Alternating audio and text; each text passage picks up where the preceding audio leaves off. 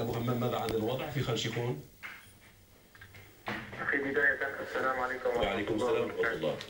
الرحمة لشهدائنا والشفاء لجرحانا.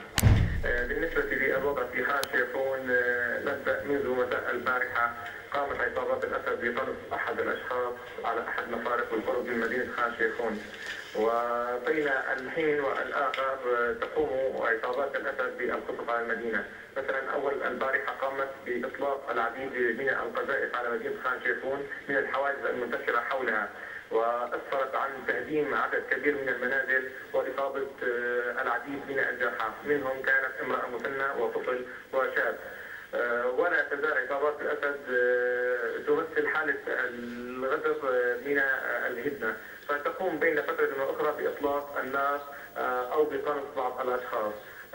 أما بالنسبة للوضع الإنساني في خان شيخون أخي الكريم، هناك نقص حاد في المواد الغذائية، ونقص حاد في الأدوية، ونقص حاد في المحروقات، حيث أن لا يوجد غاز، وإن وجد جرد الغاز ثمنه أكثر من 700 ليرة سورية. وبالنسبة للمحروقات مثل المازوت والبنزين نقوم بتعبئتها بزجاجات الكولا لتعبئة السيارات أو للتدفئة أو لأي شيء كان.